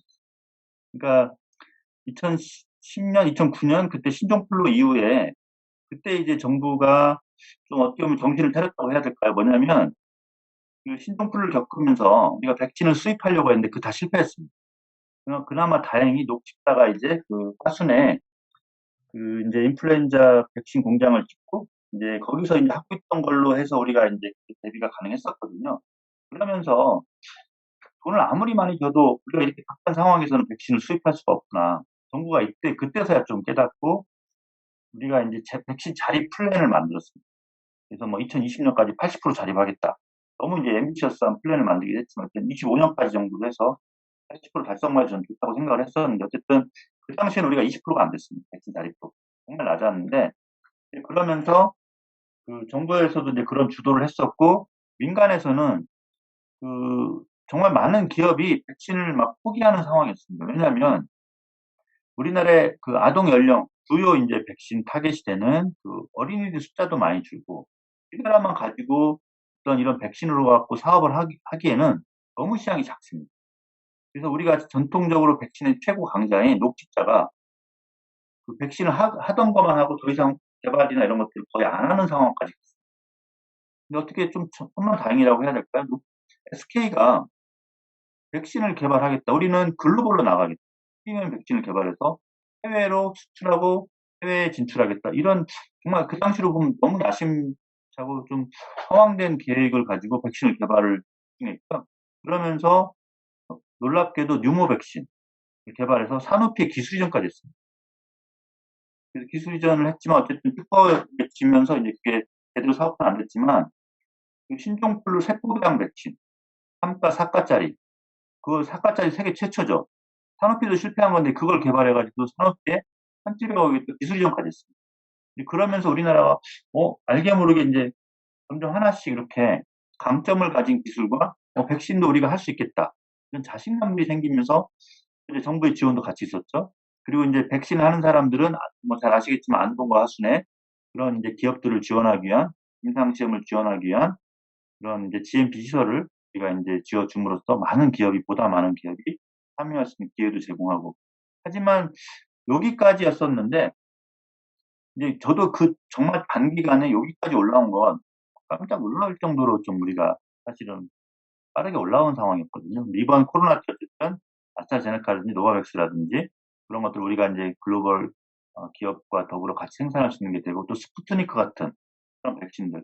그러니까 어떻게 보면 바이오에 있어서 우리나라는 생산을 많이 하겠다라는 그런 방향성이 이번에 코로나에 있어서 그런 백신을 생산하는데 딱 맞지 않았나 그렇게 생각하고 향후에도 그런 부분으로 그런 이제 초기 개발부터 우리 자체 어떤 고유한 백신도 개발해야 되겠지만 글로벌에서 기여하는 방향은 여러 가지가 있습니다. 그중에서도 이런 대량 생산 체계가 큰 도움이 되지 않을까 저는 그렇게 생각하고 향후에도 좀 지속적으로 그 분야는 계속 해나가야 된다고 생각하고 있습니다. 백신의 연구 개발, 생산, 공급 이런 또 이제 체인이 연결돼 있어야 되는데 이재갑 교수님 주신 질문 중에 얼핏 떠오르는 게 한미 정상회담에 바란다 뭐 이런 질문 있지 않으셨어요? 이재갑 교수님 관련된 질문인가요? 말씀해 주세요. 예, 일단 그 트럼프 정권 때 아까도 잠깐 이제 송강기 박사님 말씀하셨지만 국제적인 백신 연대와 관련된 부분에서 이제 많은 부분들이 조금 잘 이루어지지 않았었잖아요. 근데 최근에 좀 이제 상황이 변화되고 있는 것 중에 하나가 바이든 정권 들어서면서 이제 백신의 지적재산권을 좀 유보할 수 있겠다라는 얘기 나오고 있는 부분들.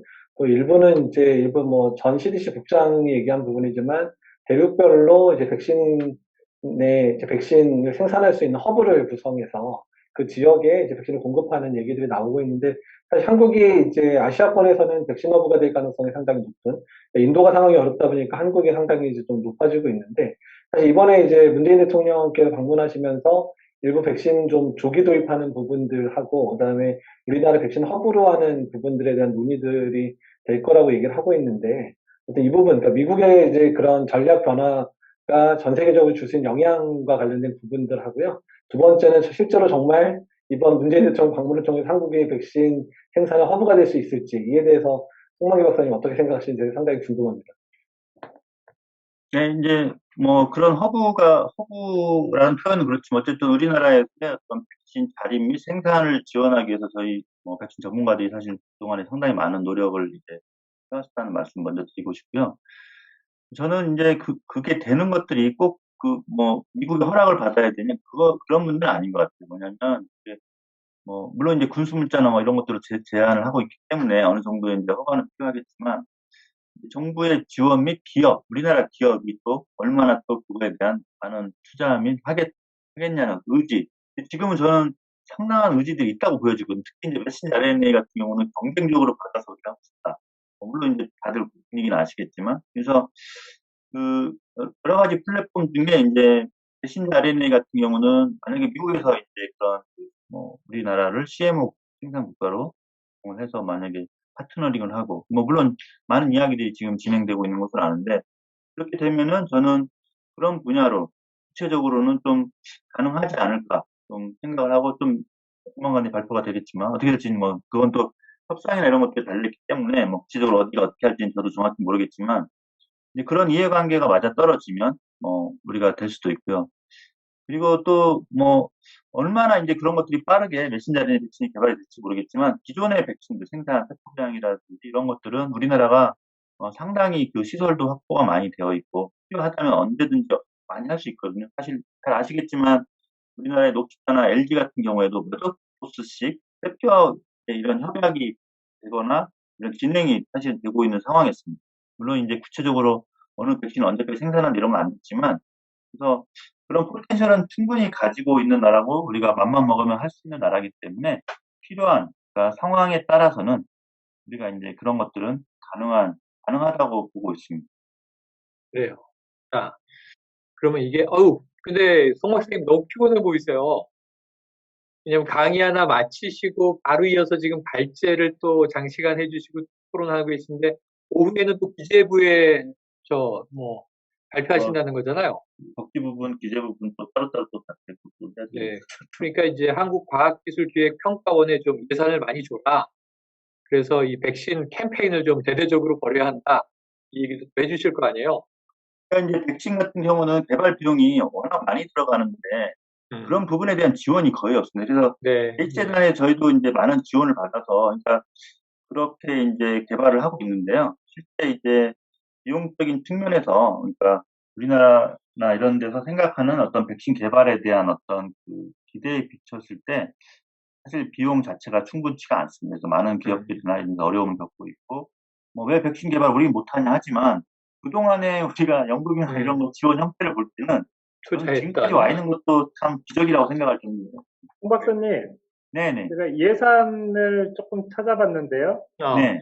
코로나 감염병 전체 예산이 작년에 1,700여 원 정도였고, 추경에서 이제 조금 더 지원이 됐고요. 그래서 21년도에는 4,300억까지 늘었습니다. 근데 코로나19 대응은 작년에 원래 없다가 추경에서 이제 한 1,700억 정도가 들어가고 올해 2,200억 정도가 잡혀는 있어요.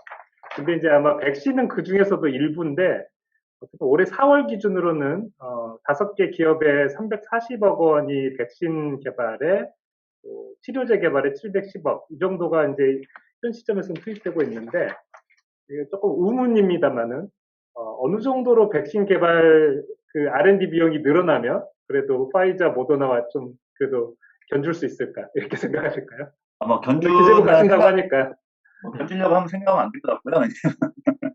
왜냐면 아시겠지만 모더나도 이번에 한 1 빌리언 이상 제가 쓴 걸로 알고 있고, 이번 코로나 물론 전체 개발 비용뿐만 아니고 다른 것까지 생산 시설에 다 포함해서 그 이상을 제가 쓴 걸로 알고 있습니다. 그래서 한 기업에 그 정도를 썼기 때문에 우리가 이제 그렇게 하기는 어렵고요.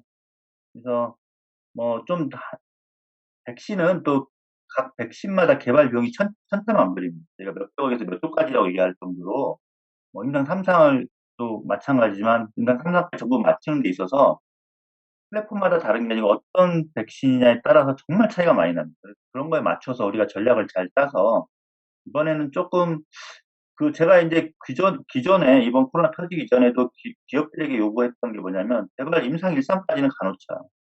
뭘 하더라도 좀 전임상에서만 끝나는 건 그만하고 임상 1상까지는 해놔야 당신들의 기술이나 이런 것들이 어느 정도 수준인 걸 알 수 있고, 향후에 어떤 문제가 생겼을 때 빠르게 개발할 수 있고, 그리고 실제로도 당신 기업의 가치를 올릴 수도 있다. 임상 1상까지 한 데이터를 가지고 있는 것들인데, 최근에 들어서 저랑 얘기할 때 상당히 그걸 안 한 것을 후회하는 기업들이 많이 있습니다. 실제로.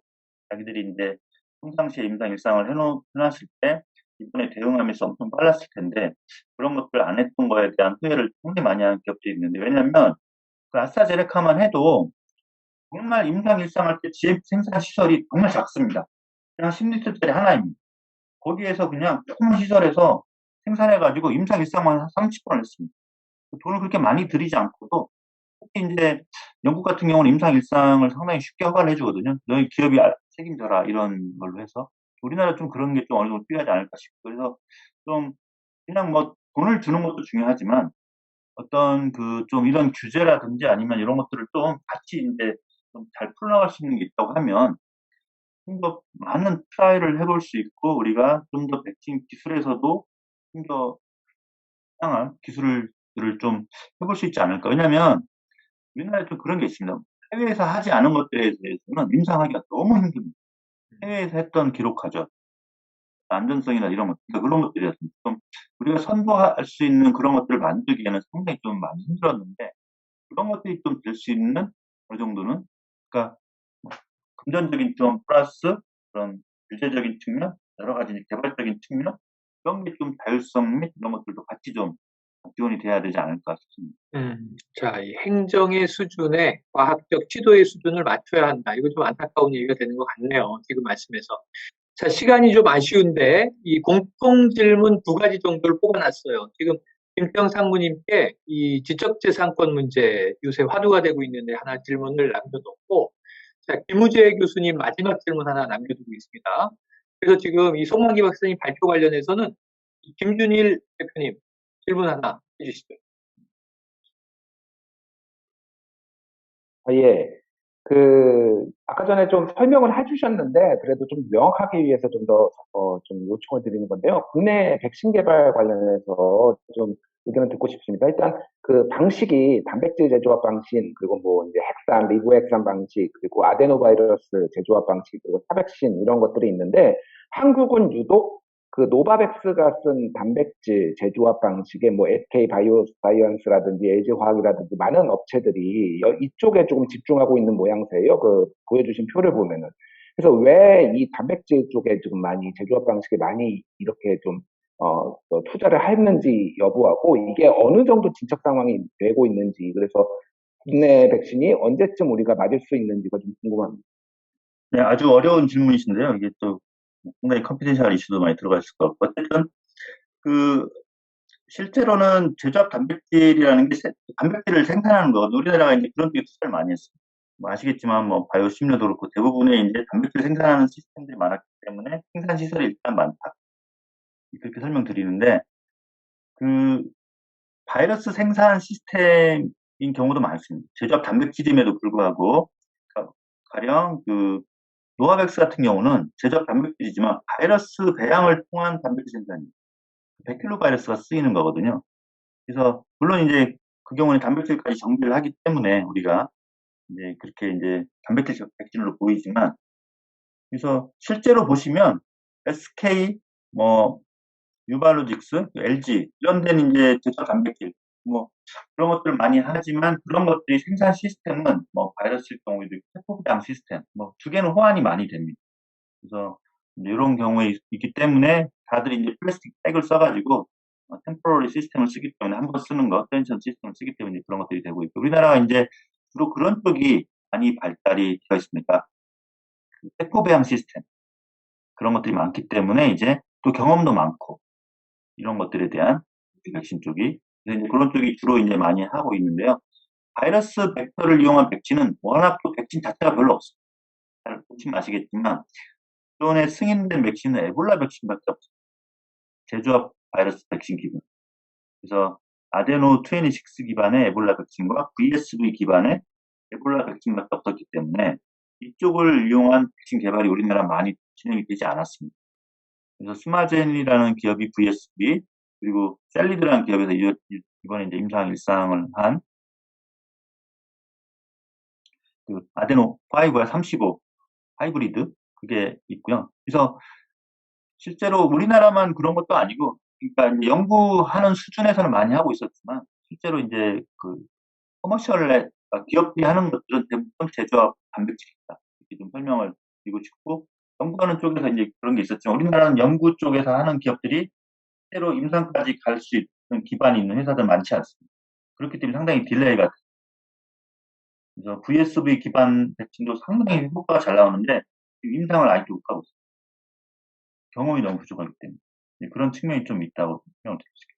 네. 그리고 자, 이제, 언제 이제 개발이 되느냐 상당히 중요한 질문이신데요. 음, 그것만 좀 설명을 드리면 지금 상당히 많은 백신 임상 1상과 2상을 동시에 진행하고 있습니다. 조만간에 임상 3상이 시작할 것 같습니다. 지금 얘기가 거의 이제 마무리되고 있는 백신들이 있고, 제가 볼 때는 최소 2개 이상의 백신이 우리나라도 임상 3상에 들어갈 것 같습니다. 네, 그래서 아마 어널리시스까지는 올해 되는 백신도 있을 것 같고, 승인은 내년 초 정도가 아마 승인까지도 가능할 것으로 지금 보고 있습니다. 어느 기업인지 제가 말씀을 못 드리겠습니다. 그건 이제 네. 기밀 상황이기 때문에. 아유, 그럼 또 이제 얼마나 주가에 영향을 미치겠어요. 말씀해 주시면 안 되죠? 저희가 거의 모든 기업의 임상 분석을 다 하고 있습니다. 몇 개 기업만 빼고 다 하고 있습니다. 시간을 가져보고, 자, 이제 공통 질문으로 넘어가겠습니다. 시간은 딱 10분 남았는데요. 공통 질문이라 함은 오늘 발제를 두 분이 콜라보를 해주셨기 때문에 이 두 분에게 다 질문을 주셔도 되고 두 분 중에 한 분이 답변을 주셔도 됩니다.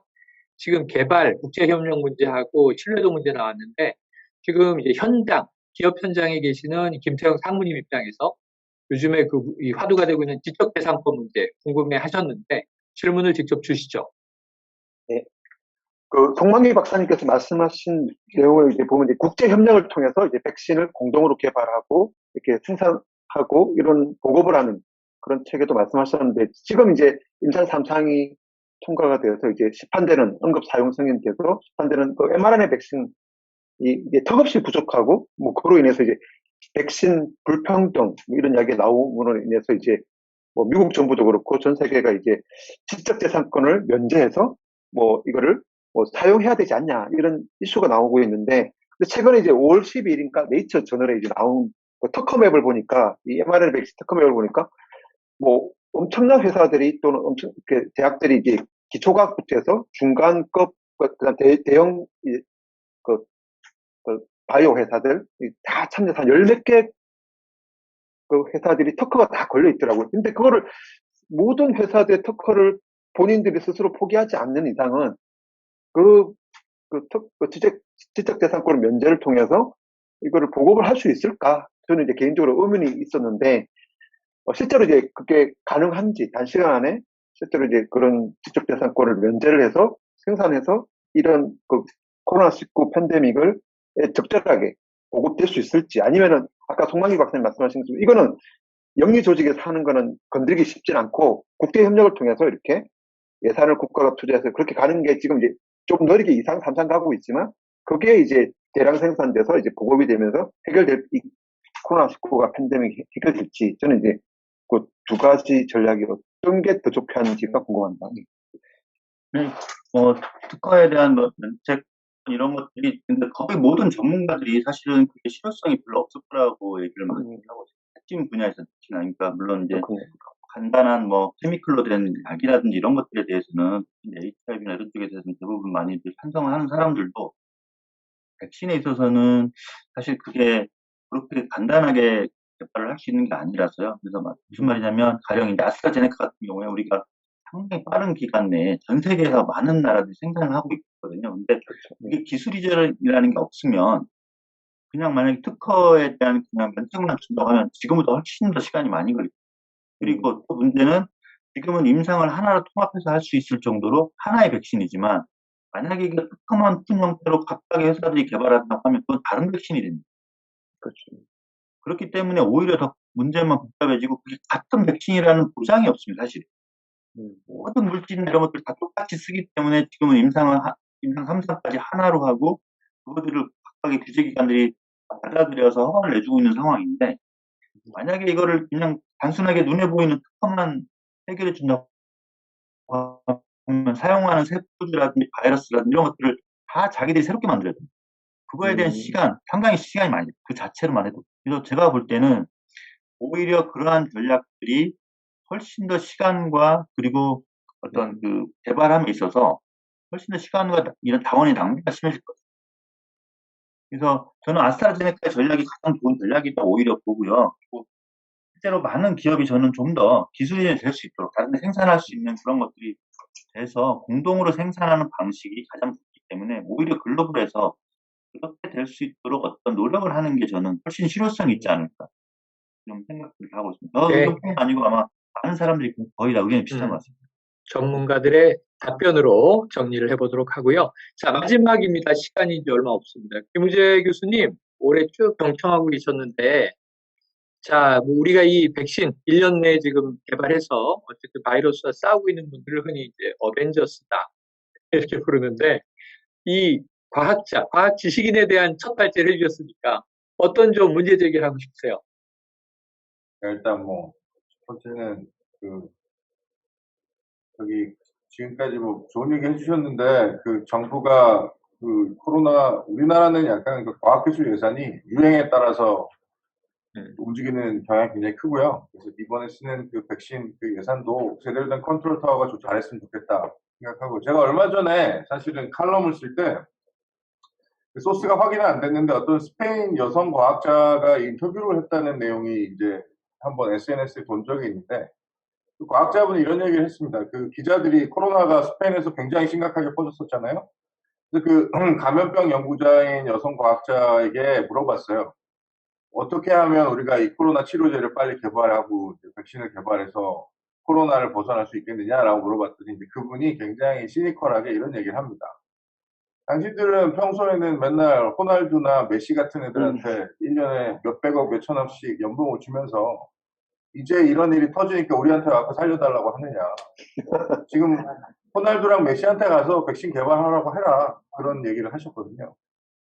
이 얘기 무슨 얘기냐면, 사회가 위험에 빠졌을 때 반드시 필요한 직업군인데, 감염병 연구자들이라든가 이재갑 교수님 같은 직업군, 하지만 이재갑 교수님 같은 감염병 의사들도 의학자들 안에서는 완전히 마이너거든요. 아무도 안 하려고 하는 걸 하고 계신 거예요, 사실은. 근데 또 백신 연구도 우리나라에서 완전히 수십 년 동안 내팽개쳤던 연구거든요. 그러니까 국가라는 게 존재하기 위해서는 보험이라는 게 필요한데 그런 연구들이에요. 그러니까 IBI도 보시면 알겠지만 빌 게이츠 돈이 아니었으면 지어줄 수 없었던 거고요. 그러니까 이런 연구자들이 처우가 형편없다는 걸 아는데 들어오겠습니까? 안 들어오지.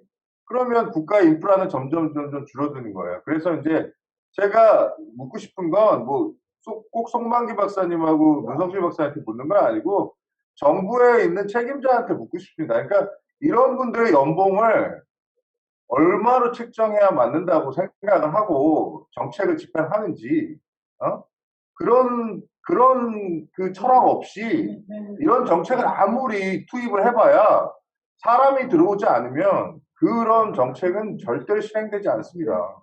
그러니까 예를 들어서 왜 모든 한국에 있는 과학고 학생들이 의대에 가려고 하겠습니까? 지금은 법까지 발언이 됐다고 하잖아요. 과학고 학생은 의대에 못 가는 법을 누가 발의했다고 하던데 왜 그 학생들이 의대에 가려는지 생각을 해보십시오. 그러니까 미래가 불투명하기 때문에 가는 건데, 감염병 연구가 중요하다고 하면 감염병 연구자들이 안정적으로 연구할 수 있는 기반을 마련해야지. 그 첫 번째는 연봉입니다, 연봉. 송만기 박사님하고 문성길 박사님은 연봉을 얼마나 받으십니까? 그래서 지금 박사님 얘기하세요. 자, 숫자가 나오나요? 갑자기 궁금해지는데요. 노코멘트입니다. 네. 도쿠멘트지만 왜 눈물을 흘리세요? 아니에요. 그건 아니고요. 지금 눈을 네, 닦으시길래. 제가 한 말씀 드릴게요. 네. 물론 이제 이렇게 정말 고맙게 생각하시는 분이 계실까 하면, 예전에 저희가 이제 지방에 백신 생산 시설을 지으면서 센터장님 월급을 정하는데, 저는 정말 많이 줘야 된다. 왜냐하면 이게 지방에까지 내려와서 이렇게 중요한 일을 해야 되는 사람이기 때문에 연봉을 대폭 올려야 된다 했는데, 그걸 반대한 사람이 교수였어요. 우리가 그 지방에서 이렇게 하는데 거기 시세를 맞춰줘야지 대폭적으로 그렇게 줄 수 없다. 절대로 주면 안 된다. 그걸 끝까지 반대하신 분이 또 교수들이었어요. 그런 걸 보면 우리나라의 좀 이런 전문가에 대한 어떤 그런 인식, 그리고 기업체에서 계신 분들이 이제 물론 이제 국가기관으로 들어오는 거긴 하지만, 정말 좋은 분들이 오게 하려면 제가 볼 때는 그분들이 기존에 받던 최소한 그런 대우 정도는 해줘야 되는데 그냥 그렇게 맞춰버립니다. 정부 쪽 연구소나 이런 쪽으로. 그래도 와라. 안 오면 말고. 그러니까 우리나라 지방에 정말 좋은 기관이나 이런 건물들이 많이 지어지는데 나중에 보면은 거기 사람이 없어서 다 망하고 있어요. 좋은 사람이 없습니다. 그래서 그런 것들을 좀 우리가 물론 백신뿐만 아니고 다른 분야도 좀 정말 건물 짓는 데만 좀 하지 말고 그런 전문가들이 정말 가서 그걸 제대로 돌릴 수 있게 해주는 게 더 훨씬 더 중요하지 않을까 좀 평소에도 많이 생각하고 있습니다. 이 정부 모토가 사람이 먼저다 아닙니까? 사람을 우리나라는 백신- 전통적으로 예? 건물이 먼저다. 백신을- 우리나라는 백신을 개발하려면 사람에게 투자하십시오. 제가 하고 싶은 말 그겁니다. 지금 두 분의 과학자가 사람이 먼저냐, 건물이 먼저냐를 가지고 논쟁을 하고 있는데요. 오늘 시간이 다 됐습니다. 굉장히 전 흥미롭게 들었는데 두 분의 발표 다 어떻게 우리나라에서 백신 접종의 신뢰도를 높여서 빠르게 좀 집단 면역이 형성 쪽으로 속도를 몰아갈 거냐, 그리고 가짜 뉴스와 싸울 거냐, 그리고 하나는 백신 개발에 이렇게 헌신하고 고생하신 분들이 짧은 기간에 고생해서 국제 협력을 통해서 이제 백신을 사실 우리나라만 집단 면역 형성되면 또 뭐해요? 글로벌로 지구촌이 이거 해결 안 되면은 계속 반복되는 일이 되지 않을까 싶은데 정말 이 비사를 들은 느낌이 드는데 시간이 아쉽습니다. 이순규 박사님, 네. 마무리로 이제 다음 주에 우리가 포럼 4번째가 진행되는데 네. 오늘 처음 우리가 콜라보를 했잖아요. 다음 주도 네. 콜라보를 하면서요. 네, 이게 번개 콜라보가 성사가 됐습니다. 네, 원래는 김태형 상무님께서 혼자 그 변이 바이러스 대응, 그 과학기술자는 어떻게 생각할까, 바라볼까 이런 주제였는데 발제 내용 중에 일부를 좀 도와주실 김성표 고려대 교수님께서 같이 이렇게 특별 패널 겸 발제자로 같이 나오실 예정입니다. 그래서 아주 오늘만큼 재밌는 이렇게 발제와 토론이 이어지지 않을까라는 생각이 듭니다. 네, 한 가지 더 홍보 부탁드리는 게 우리가 오늘 포럼 3회째고 1회, 1회가 나갔는데 이 줌 스트리밍으로 우리가 신청자를 받아서 플로의 손님들을 받았습니다만 오늘 질문을 많이 소화 못 해드려서 죄송하네요. 그래도 이게 이 유튜브로 다시 볼 수가 있는 거죠?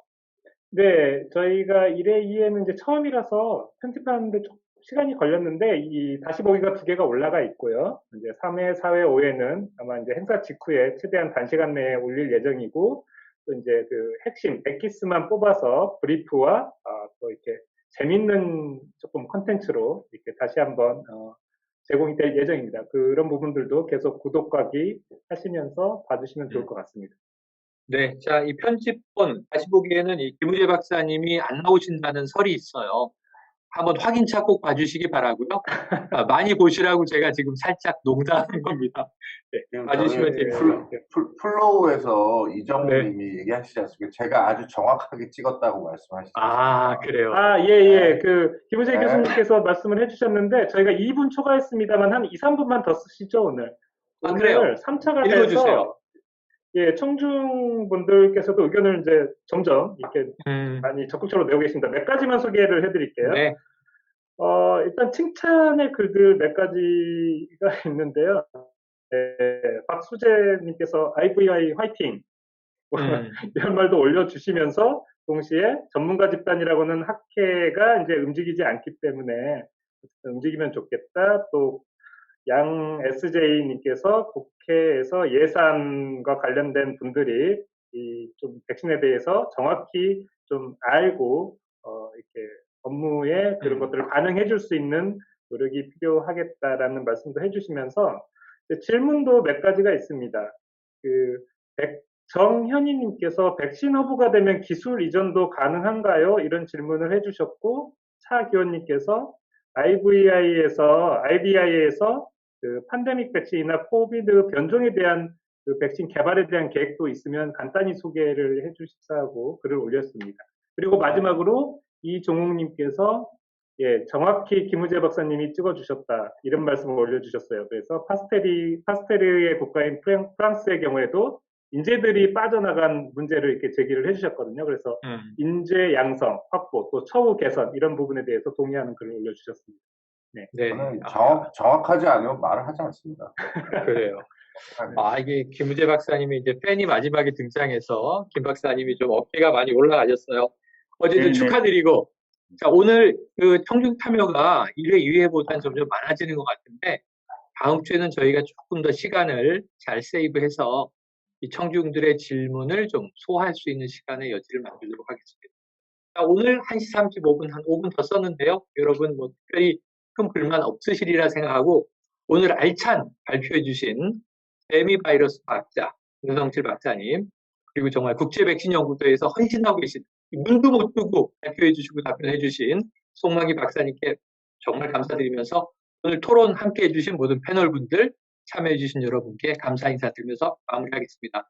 저희는 다음 주 금요일 정오 12시에 또다시 4회 포럼으로 찾아뵙겠습니다. 모두 수고하셨습니다. 안녕히 계세요. 감사합니다. 안녕히 계세요. 네. 수고하셨습니다. 네. 네.